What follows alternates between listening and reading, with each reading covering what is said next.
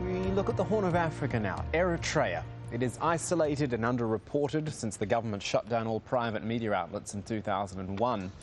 The country has been embroiled in a series of regional disputes too. There was the war with neighbouring Ethiopia, which ended 10 years ago, but having claimed more than 100,000 lives.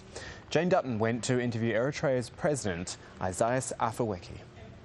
Mr. President, in December, the United Nations imposed sanctions on Eritrea for what they say was supporting armed groups like Al-Shabaab in Somalia. Do you feel as though you've been unfairly victimized? It's a mockery of justice and history. In our political culture, we've never believed, and we don't believe, religion is an alternative or substitute for political, social, economic problems in any one country or any society. We've never entertained the idea of Sharia being a solution or Islam being a solution, as many may like to appreciate. How possibly can one blame Eritrea for sympathizing or supporting one group against the other in Somalia? We've never done that. Why would the United Nations and the African Union say that this is what you are doing, that you're supporting? Where are these evidences in the first place? What are they saying? That's where I come to say this is a mockery of justice. Are you using Somalia as a battleground to fight Ethiopia? It's not a battleground with Ethiopia. This border issue was a senseless conflict instigated by the United States in the first place, for the record. If Ethiopia were to withdraw from Badme, that's the border town that you are referring to, if they had to withdraw from that, would you then take this country off the war footing? It's not a problem with Ethiopia. We've never had any problems with Ethiopia. We worked with these people for almost 2 decades to remove a government in Ethiopia. And we wanted to see a relationship between Eritrea and Ethiopia based on mutual respect and commonality of interest. And we worked for decades for that. And now we're talking about a misguided policy of the United States that wants to create crisis here, political problems here and there, and micromanage those problems. All those allegations leveled against Eritrea about being one of the main backers behind destabilizing this region, destabilizing the Horn of Africa. Is that not true? Who is destabilizing the Horn of Africa? Who has been supporting warlords in Somalia for the last 20 years? Who has intervened in Somalia, invaded Somalia? Who has wanted to put governments from outside? We have 3 strategic interventions the last 8 or 10 years where people have tried to impose governments from outside. And that's not what you're doing in this region. This is destabilizing Somalia, and by destabilizing Somalia, you destabilize the region. You are friends with both Iran and Israel. How do you balance the two? And that is another joke, because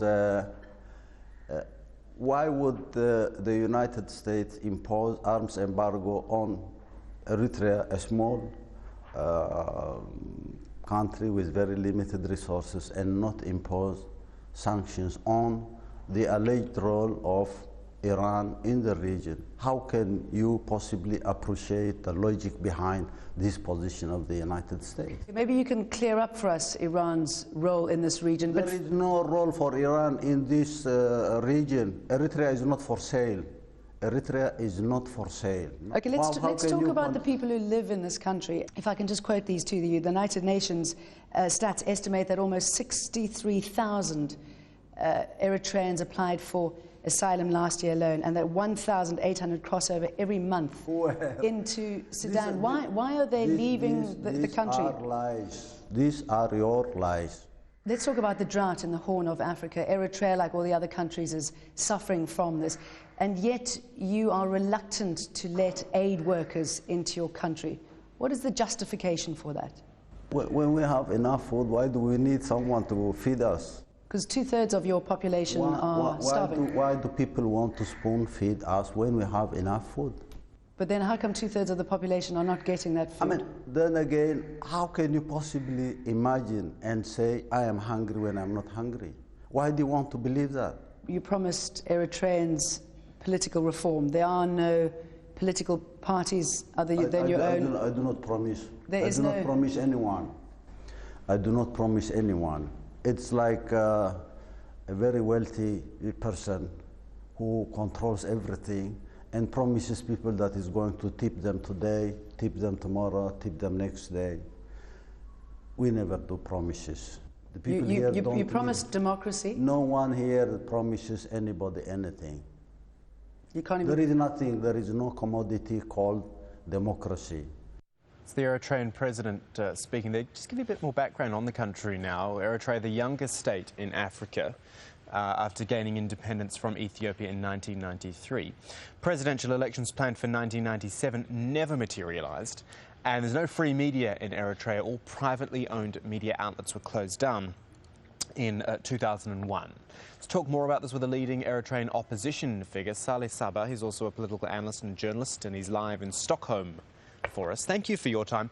Don't know if you heard the end of that interview there, but I'll just quote you what the president said. He said, "We did not promise political reform.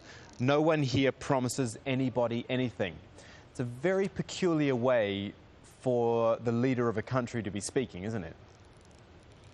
Yeah, he's actually, if somebody's lying here, it's Asias, because he's a good actor. We know that. We know him as an Eritrean. I know him well because this is what he's saying is just lying. He promised in 1991 to have an election. He had the constitution in Eritrea finished almost 95, and he promised the people that there's going to be a democratic way in Eritrea. But all that was lying. Just he pushed the country through the war against Ethiopia at that time because of the area of Badumi, and we haven't seen anything of any slight thing about the democratic process actually. And when he's talking that about the Eritrean people now and the food and everything. Eritrean people now are hungry. We know that from the report from the United Nations and from the Sudanese government, almost 150 persons coming to Sudan as refugees every day, and almost 40 persons coming to Ethiopia as refugees. And this is just telling us the truth. What's happening now in Eritrea, actually. But it's not just that he's, if we talk about the election, the 1997 it was planned for, it's not just that he's backtracking on it. In that interview, he was saying, I never promised any of this. Yeah, he's going to continue to say that even for the next 10 years. I think. Why do you think that is? We're not going to have anything. I think now he's making a power there. He and his groups, the gangs who's leading Eritrea with, they have the good benefit. Why the people are starving, they have the good opportunity to have everything. Actually, you have it at the dictatorship, so they have it. They live good. Actually, they have all the materials, all the what's called the sophisticated things in Eritrea which you need for living. He and his groups are living good. But the population, the Eritrean people are suffering, actually. And now he's going to continue. He has Israel as a friend in the 1990s. When he has done with Israel, so he tried to find a new friends, like now in Iran. He has Iran as a good friend. Iran give him the gas and the petrol, the oil, I mean. And this is, yes, he's going to find all the times new friends. Now it's Iran. Next time is somewhere in Korea, other places in Africa. So this is Asias, actually. He's going to try to find new friends all the time, just to make his living longer in Eritrea. Very interesting relationships, isn't it? Salih Sabah, live in Stockholm for us. Thanks for joining us. Thank you.